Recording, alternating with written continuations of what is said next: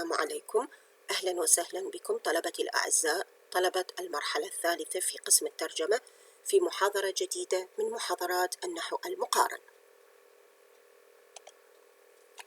In this lecture, we are going to discuss some new topic in chapter 5.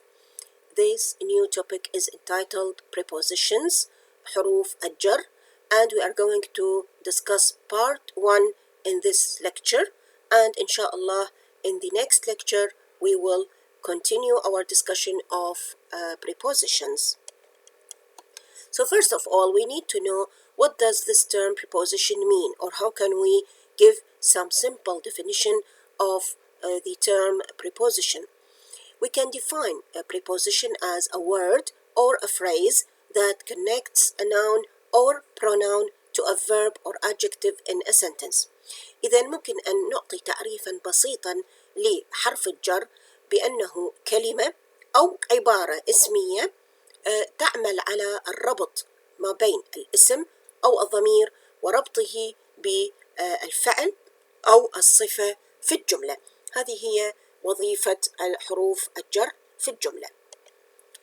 Also here you can find some other definition of prepositions. We can say that a preposition is a word which shows relationships among other words in the sentence. إذن وظيفة حرف الجر أيضا أن يظهر العلاقات التي تربط ما بين حرف الجر وما بين العناصر الأخرى أو الكلمات الأخرى الموجودة في الجملة. The relationships include direction, place, time, cause, manner, and amount. هذه العلاقات التي ذكرناها والتي يعمل حرف الجر على إظهارها في الجملة تشمل مثلا المكان، الزمان، السبب، الحال، الكمية وحتى الاتجاه. As you can see in the examples below, she went to the store. To the store, in this prepositional phrase we are expressing the relationship of direction.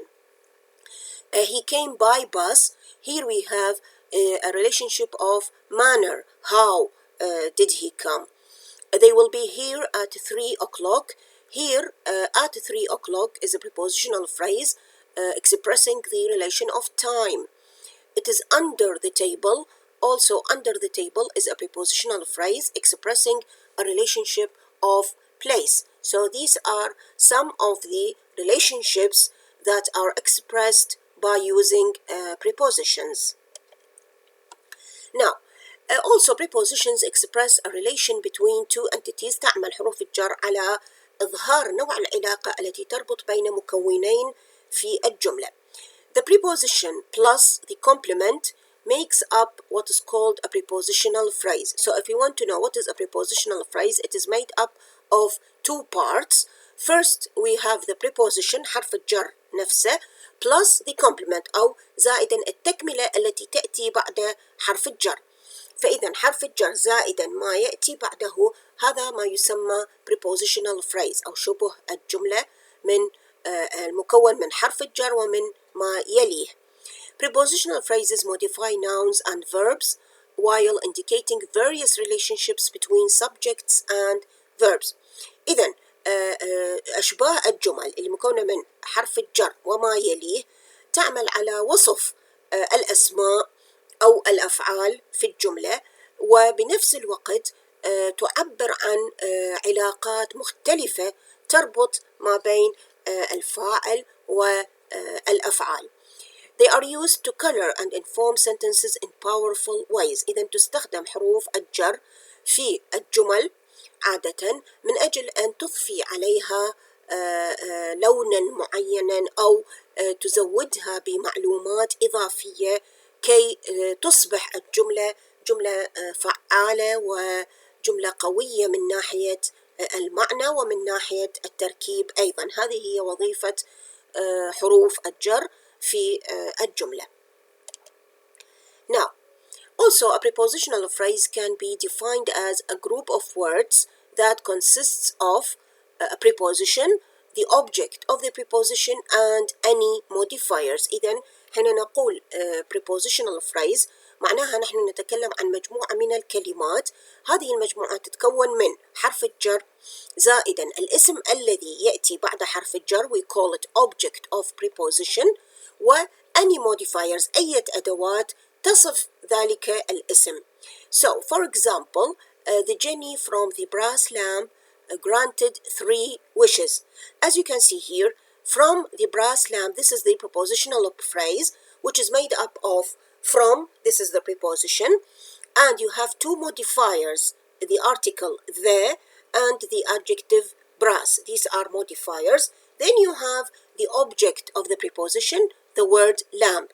إذن استخدمنا 2 modifiers to modify or to describe the object of the preposition.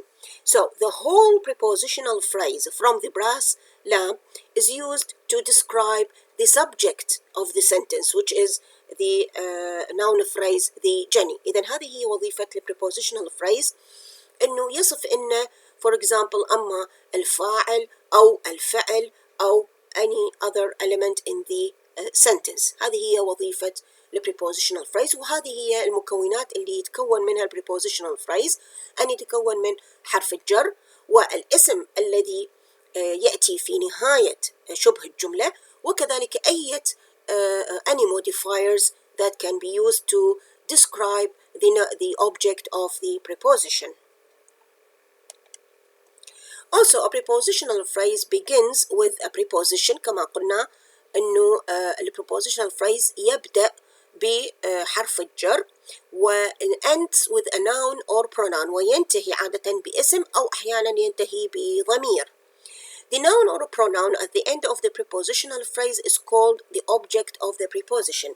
إذن الاسم أو الضمير الذي يوجد في نهاية شبه الجملة نطلق الاسم أو الضمير نطلق عليه اسم object of the preposition. Now we come to the syntactic functions of English prepositional phrases. ما هي الوظائف النحوية التي تؤديها أشباه الجمل في اللغة الإنجليزية؟ A prepositional phrase can function as number 1 a post modifier in a noun phrase. إذن الوظيفة الأولى إنه يعمل prepositional phrase post modifier. When you say post modifier, it means that we have some noun which has been mentioned in the sentence. Then after this noun immediately you have a prepositional phrase. يعني دائما لازم يكون عندي بالجملة اسم ويأتي بعد هذا الاسم مباشرة prepositional phrase. تكون وظيفة هذا prepositional phrase إنه يصف ذلك الاسم الذي جاء قبله مباشرة. For example, look at the boat with the blue sail. So you have the boat، هذا هو الnoun phrase اللي دا نوصفه باستخدام prepositional phrase with the blue sail. يعني with the blue sail أصبحت prepositional phrase which is used to describe the noun phrase the boat اللي جاء قبل مباشرة. هذه هي الوظيفة الأولى. As you can see also in the other examples, the people in the street are shouting. أيضا هنا in the street is a prepositional phrase whose function is to modify the noun phrase the people. The kids in the class were happy. Also in the class is a prepositional phrase whose function is to describe the noun phrase the kids. I am reading a book on Japanese paintings. أيضا عندنا a book. This is the noun phrase which has been modified by the prepositional phrase on Japanese paintings. The population of China is growing. Also you have of China is the prepositional phrase which is used to modify the noun phrase the population. The demand for British steel has dropped dramatically. أيضا عندنا في هذا المثال for British steel is the prepositional phrase. وظيفته في هذه الجملة أن يصف العبارة الاسمية التي جاءت قبله مباشرة وهي the demand. كذلك الحال بالنسبة إلى المثال الأخير the gentleman in the grey suit is the new principal. أيضا عندنا في هذا المثال noun phrase اللي هو the gentleman وبعد مباشرة جاء prepositional phrase in the grey suit. فستكون وظيفة prepositional phrase في هذه الحالة أن يصف العبارة الاسمية التي جاءت قبله. So this is the first syntactic function of English prepositional phrases. The second syntactic function is that the prepositional phrase functions as an adverbial، يعني يؤدي وظيفة الظرف في الجملة. So prepositional phrases perform adverbial functions by modifying the verbs by explaining when, where, how, and to what extent something is occurring. إذا ممكن أن نستخدم prepositional phrases بأن تؤدي وظيفة الظرف في الجملة، ويكون ذلك من خلال أنه تصف الأفعال من خلال شرح كيفية أو متى أو أين أو إلى أي درجة شيء ما يحدث. So in this case, the prepositional phrase will function as an adverbial. For example, they were singing on the bus. On the bus is the prepositional phrase يوصف المكان الذي حدث فيه الفعل اللي هو singing. Where they were singing on the bus. إذن on the bus راح تكون prepositional phrase having an adverbial function. In the second example, they were swimming before the storm. Before the storm indicating the time at which the action is done اللي هو swimming. So it is a prepositional phrase which is used to function as an adverbial. Students study before the exam. Also here we are talking about the time of the studying of the students. إذن راح يكون before the exam is also a prepositional phrase whose function is as an adverbial. Baseball has become very popular in our town. In our town indicating the place where the action is done. So here it functions as an adverbial.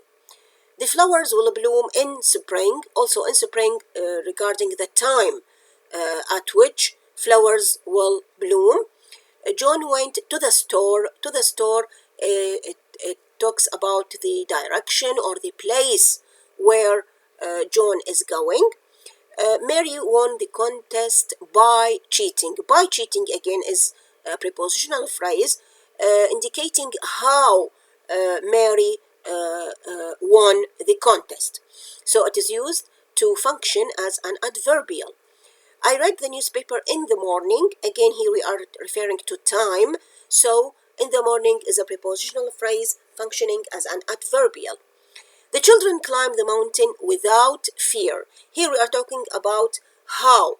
How did the children climb the mountain without fear? So this prepositional phrase is used to function as an adverbial. We wanted to keep the dog inside the house. Again, inside the house is talking about the place where the verb is being done. So inside the house is a prepositional phrase whose function is to be used in the sentence as an adverbial of place. So this is the second function when the when the prepositional phrase is modifying the verb in the sentence and indicating some other relation. For example, time, place, manner, to what extent, or how something is done. In this case, the prepositional phrase will have the function of an adverbial. The third syntactic function is to have the prepositional phrase as a complementation of a verb or an adjective. يعني تأتي شبه الجملة بوظيفة تكملة معنى الفعل أو تكملة معنى الصفة. A prepositional phrase can modify a verb or an adjective or add to its meaning. إذا ممكن أن يستخدم prepositional phrase لوصف الفعل بالجملة أو وصف صفة معينة تكون موجودة في الجملة أو يضيف إلى معنى ذلك الفعل أو معنى تلك الصفة. بالحقيقة هنالك صفات معينة في اللغة الإنجليزية ينبغي أن تكون متبوعة دائما بحرف جر. كذلك الحال هنالك بعض الأفعال يجب أن يتبعها حرف جر كي يكمل معنى ذلك الفعل. In this case the prepositional phrase is used as a complementation of the verb or of the adjective. For example, you can see here in the first four examples, the prepositional phrase is used to complement the verb. He is looking at the painting. The woman relies on her babysitter. You must not worry too much about this matter. He likes to listen to music. نلاحظ هنا عندنا 4 أفعال looking, relies, worry and listen. كل هذه الأفعال تتطلب كي يكتمل معناها أن يأتي بعدها حرف جر معين. So in this case شبه الجملة أو prepositional phrase ستكون وظيفته أنه يكمل معنى هذا الفعل. إذن looking at, we have to say look at, rely on, worry about and listen to. إذن في هذه الحالة prepositional phrase يأتي مكملا لمعنى الفعل. أما في الجمل أو الأمثلة الأخرى نلاحظ أنه prepositional phrase has the function of complementation of the adjective. أيضا هنالك صفات ينبغي أن يتبعها حرف جر معين. For example, he is afraid of the lion. دائما نقول afraid of something. The man was found guilty of wrong conduct. أيضا guilty of something. Mike is fond of his profession. أيضا when we say or when we use the adjective fond, it is followed by the preposition of. My teacher is quite angry with me. أيضا angry with someone. My son is brilliant at mathematics. أيضا when we use the adjective brilliant, it is followed by the preposition at. He is not aware of the consequences. أيضا the adjective aware is used with the preposition of. We were shocked by the news. إذن shocked is followed by the preposition by. إذن في كل هذه الأمثلة نجد أنه لدينا فعل يتطلب أن يأتي بعده حرف جر معين، أو لدينا صفة أيضا تتطلب أن يأتي بعدها حرف جر معين. ففي هذه الحالة سيكون prepositional phrase يؤدي وظيفة تكملة معنى هذه الصفة أو تكملة معنى هذا الفعل في الجملة. As you can see here, there are some other examples of the adjectives which are followed by a preposition. يعني لازم تكون هذه الصفات يأتي بعدها دائما حرف جر معين. For example, afraid of, I'm afraid of the spiders. Aware of, also, I'm aware of the situation. Addicted to, is he addicted to smoking? Excited about, I'm so excited about the holidays. Capable of, I'm capable of learning all these prepositions. Familiar with, are you familiar with our rules? Pleased also with, I'm pleased with your performance. And married to, we can say he is married to Julia, and so on. By the way, there are so many adjectives in English that are followed by prepositions to complete their meanings. These are just few examples of this kind of adjectives which should be followed by specific prepositions. Now we come to something else related to prepositions. We have a special kind of prepositions which are called deferred or stranded prepositions. What does this term mean? Prepositions may appear at the end of a sentence forming a discontinuous prepositional phrase. We come across certain examples or sentences in which we find the preposition coming at the end of the sentence, whether this sentence is a statement or even a question. يعني نجد أحيانا جمل في اللغة الإنجليزية أما أن تكون هذه الجملة جملة خبرية مثبتة أو أن يكون جملة استفهامية، نجد أنه حرف الجر يأتي في آخر هذه الجملة. For example, has it been paid for؟ نلاحظ أنه for أتى في نهاية الجملة الاستفهامية. She is impossible to work with. أيضا with is a preposition وإجا في نهاية الجملة. هذا النوع من prepositions التي تأتي في نهاية الجملة الخبرية أو الاستفهامية نطلق عليه اسم deferred or stranded preposition. هذا النوع من حروف الجر يكون ما يسمى discontinuous prepositional phrase، يعني شبه جملة منقطع. لماذا أطلق عليه هذا التسمية منقطع؟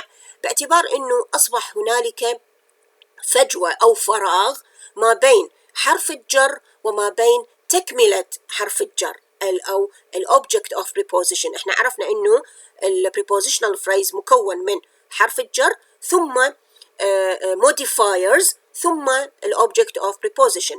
فحين يأتي حرف الجر في نهاية الجملة معناها صار هنالك انقطاع أو فجوة بينه وبين ما يكمل معناه من object of preposition. لذلك we said it forms a discontinuous prepositional phrase. نلاحظ أيضا في الأمثلة الأخرى كلها نجد أنه حرف الجر أتى في نهاية الجملة. Who can we rely on? I hate being shouted at. The price is what I'm asking about. What was the delay due to? Which book did you find the answer in? This is the book which I had been looking for.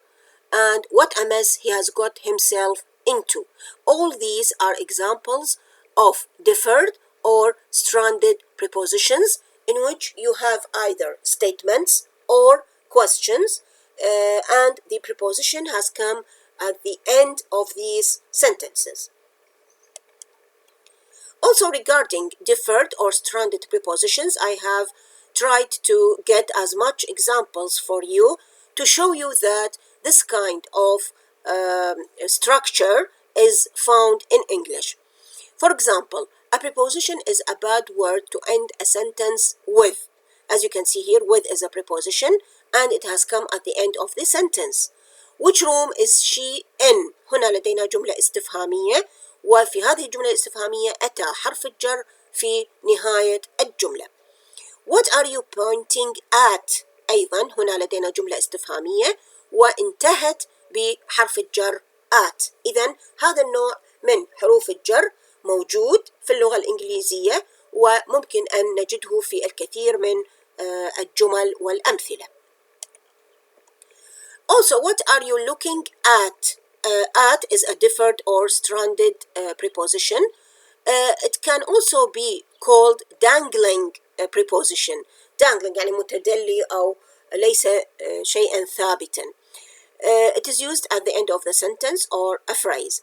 So a preposition which occurs at the end of a sentence or a phrase because it has been separated from its object is known as a dangling, hanging, stranded or deferred preposition. لاحظ لدينا 4 مصطلحات تشير إلى نفس الشيء اللي هي أن يأتي حرف الجر في نهاية الجملة. أما أن نطلق عليه dangling or hanging or stranded or deferred preposition. كلها هذه المصطلحات ال4 تدل على نفس الشيء، وهو أن يأتي حرف الجر في نهاية الجملة ويكون منفصل عن الاسم الذي يأتي بعده. What are you waiting for? أيضا هنا لدينا جملة استفهامية وانتهت باستخدام preposition for. This is something you should pay attention to. أيضا هنا لدينا جملة خبرية وانتهت باستخدام preposition. إذا نطلق على حرف الجر في هذه الحالة we can call it dangling, hanging, stranded or deferred preposition. Now we come to the kinds of English prepositions. أنواع حروف الجر. Prepositions may be simple or complex. إذا نقسم حروف الجر في اللغة الإنجليزية إلى قسمين، أما أن تكون حروف جر بسيطة أو أن تكون حروف جر معقدة. Simple prepositions, which are the commonest, consist of a single word, whereas complex prepositions consist of 2 words or 3 or sometimes more than 3 words. إذا حين نقول حروف جر بسيطة وهي النوع الأكثر شيوعاً في اللغة الإنجليزية، معناها نحن نتكلم عن حرف جر مكون من كلمة واحدة فقط، لذلك نطلق عليه اسم حرف جر بسيط. أما إذا أطلقنا اسم حرف جر معقد معناها نحن نتكلم عن حرف جر مكون من كلمتين أو 3 أو حتى أحياناً أكثر من 3 كلمات، فيصبح اسمه حرف جر معقد. You can see here the discussion of simple prepositions. It is just short words. إذن هي عبارة عن كلمات قصيرة نستخدمها to define a relation between nouns and pronouns or even connect two parts of speeches, clauses or sentences. إذن عبارة عن كلمات قصيرة نستخدمها من أجل أن نصف العلاقة التي تربط بين الأسماء والضمائر، أو حتى للربط ما بين أجزاء أو جزئين من أجزاء الكلام أو أجزاء العبارات الفعلية أو حتى أجزاء الجمل. You can see here examples of simple prepositions: at, by, as, till, up, upon, etc. And you can find also examples of sentences in which these simple prepositions are used. For example, I'm not coming with you all. Mom is working in the kitchen. He will be late for his flight. She is sleeping on the sofa. The acting of an actor was so good. The Eiffel Tower is in Paris. He hides a treasure under a tree. My office is just by the next street.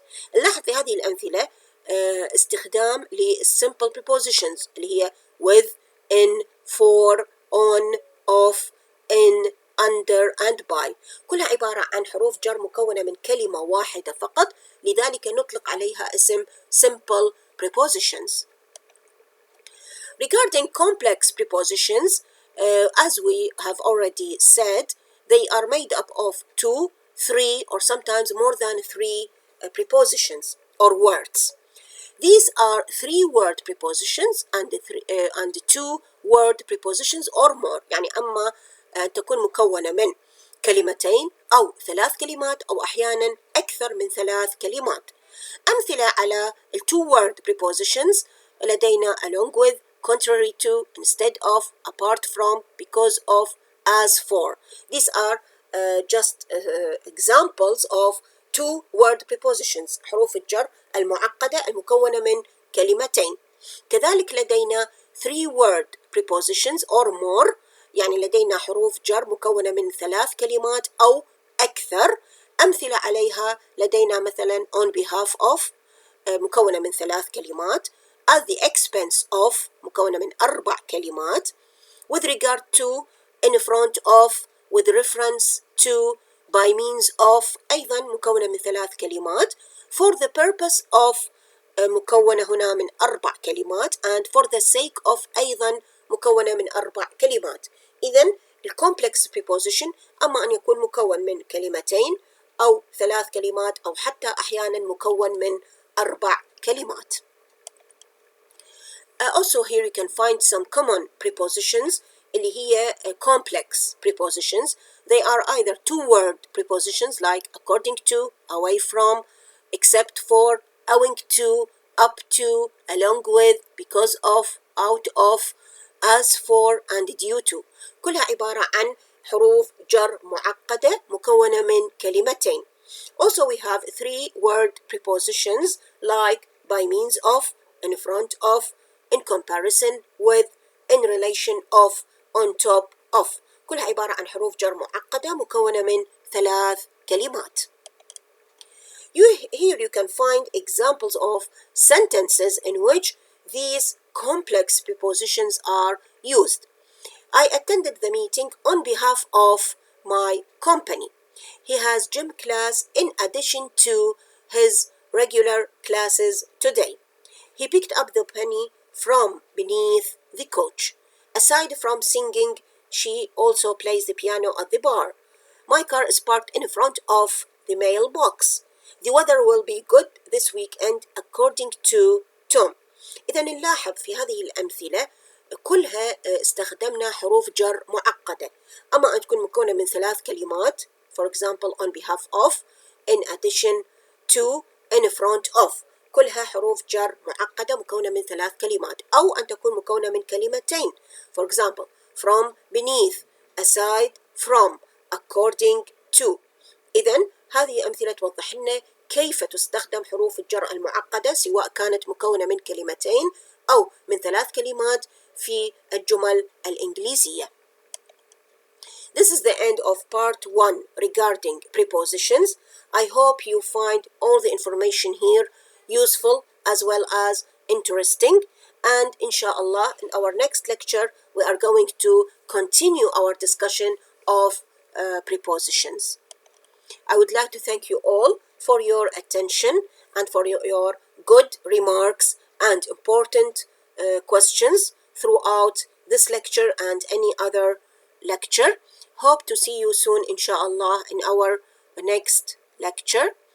And of course, if you have any questions, I will be ready to answer them at any time. Thank you again and have a nice day, all of you.